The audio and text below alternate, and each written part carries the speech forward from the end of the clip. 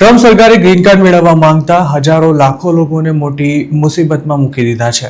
યુએસસીઆઈએસ દ્વારા મે 22ના રોજ green card માટેના નિયમમાં એક મહત્વનો ફેરફાર કરવામાં આવ્યો છે. નવા નિયમ અનુસાર ગ્રીન કાર્ડ માટે અપ્લાય કરનારાએ સૌ પહેલા અમેરિકા છોડીને પોતાની હોમ કન્ટ્રીમાં જવું પડશે. યુએસસીઆઈએસનું કહેવું છે કે જે લોકો અમેરિકાની ધરતી પરથી જ અપ્લાય કરશે તેમને અપવાદરૂપ સંજોગોમાં જ ગ્રીન કાર્ડ ઇસ્યુ કરવામાં આવશે. બાકીના તમામ એલિયન્સે પોતાના દેશમાં જઈ કોન્સ્યુલર પ્રોસેસ અનુસરવાની રહેશે.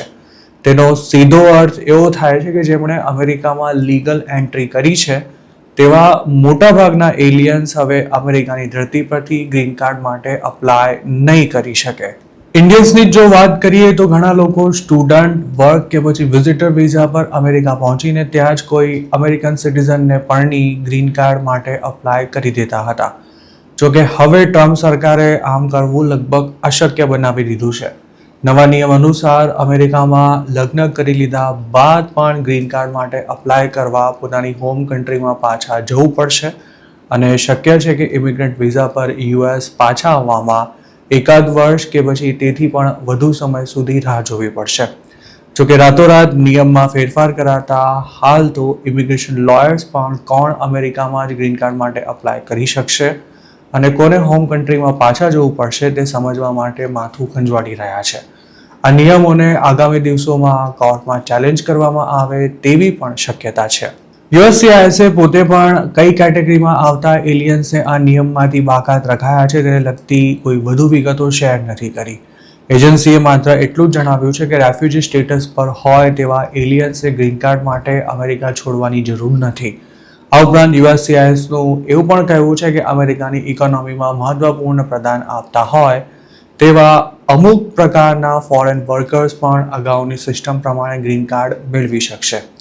જોકે કયા પ્રકારના ફોરેન વર્કર્સને નવા નિયમમાંથી મુક્તિ અપાશે અને તેમાં H1B પર કામ કરતા લોકોનો સમાવેશ થાય છે કે નહીં તે પણ હજુ સુધી ક્લિયર નથી કરાયું. ટેકનિકલી જોવા જઈએ તો જેમના અસાયલમના કેસ અપ્રૂવ થયા છે તેમને પણ અમેરિકામાં જ ગ્રીન કાર્ડ મળી શકે છે.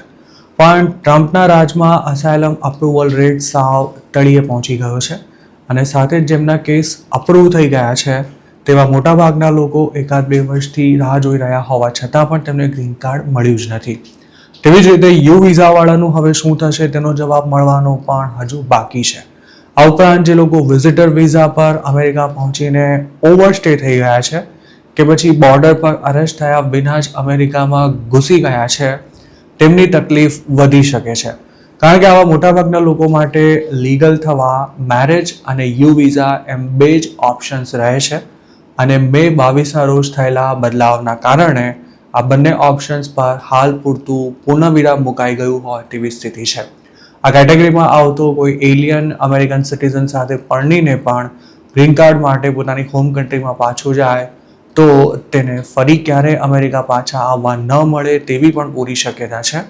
કારણ કે વિઝા પર ઓવરસ્ટે થવું અને ઇલીગલ બોર્ડર ક્રોસ કરવી ક્રાઇમ છે અને ક્રિમિનલ બેકગ્રાઉન્ડ હોય તેવા લોકોને અમેરિકાનો કોઈ પણ ઇમિગ્રેશન બેનિફિટ આપવાનો ઇનકાર કરી શકાય છે.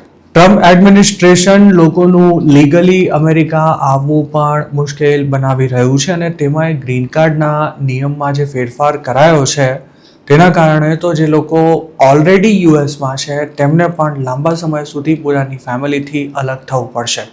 વળી તેના કારણે કોન્સ્યુલેટ્સનો વર્કલોડ વધી જવાથી બેકલોગમાં પણ વધારો થશે જેનાથી વેઇટિંગ પીરિયડ વધી જશે.